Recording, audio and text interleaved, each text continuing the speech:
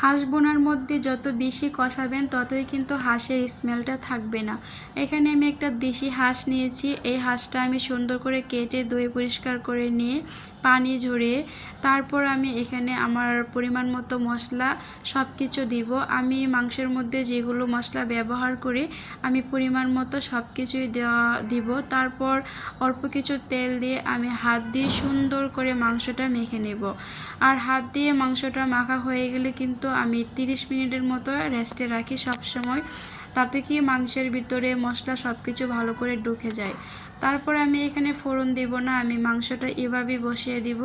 আমি আজকে পরিমাণ মতো সব কিছুই দিয়ে নিয়েছি, আর এখানে ফোড়ন দেওয়ার প্রয়োজন হয় না। তারপরে আমি কয়টা এলাচ, দারুচিনি, তেজপাতা অল্প একটু পানি দিয়ে মাংসটা বসিয়ে দিব। এটা বেশি করে টাইম নিয়ে কষাবো, আর একটু পরে পরে নাড়াচাড়া করতে হবে। মাংসটা নিচে দিয়ে লেগে গেলে কিন্তু তরকারির কালারটা নষ্ট হয়ে যায় আর একটা বাজে স্মেল চলে আসে। এজন্য কষানোর সময় কিন্তু খুবই সতর্ক থাকতে হবে। মাংস একটু পরে পরে নাড়াচাড়া করতে হবে। সাথে কয়টা আলু দিয়ে, আর এখানে আমি সবসময় গরম পানি ইউজ করি। হাঁস বোনার মধ্যে যে কোনো মাংসের মধ্যে গরম পানি অ্যাড করলে কিন্তু তাড়াতাড়ি মাংসটা সিদ্ধ হয়ে যায়। আর আমি সাথে কয়টা আলু দিয়েছি, আলু না দিলে আমার মেয়ে আবার খেতে চায় না। হাঁস বোনার মধ্যে পরিমাণ মতো পানি দিব। তারপর আমি সব কিছু আবার চামচ দিয়ে মিশিয়ে নিয়ে আমি প্রায় আধা ঘন্টার মতো কুক করব।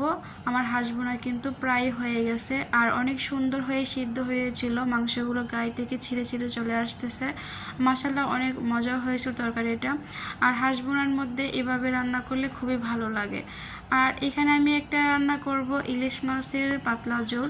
এখানে কয়টা পেঁয়াজ কুচি দিয়ে দিলাম। ওই দিন আমি একটা রান্না করেছিলাম ইলিশ মাছের পাতলা ঝোল, কোনো রকম মশলা ছাড়া। ওই রান্নাটা খুবই ভালো লেগেছিল, আর আজকে ভাবলাম যে আবার রান্না করি। কুচিগুলো যখন ভালো করে ভাজা ভাজা হয়ে যাবে তখন আমি কালো জিরা, মেথি আর তেজপাতা দিয়ে সব কিছু মিশিয়ে সামান্য একটু পানি দিয়ে তারপর আমি হলুদ, মরিচ, লবণ অ্যাড করব। পানি দেওয়ার কারণটা হচ্ছে তেজপাতাগুলোর মধ্যে এই যে দারুচিনি, মেথি এগুলো যেন পুড়ে না যায়। আর অল্প একটু পানি দিয়ে মশলাগুলো আমি সুন্দর করে কষাবো। এখানে আর কোনো মশলা অ্যাড করব না। তারপর সুন্দর করে কষানো হয়ে গেলে আমি তেজপাতাগুলো তুলে ফেলে দিব।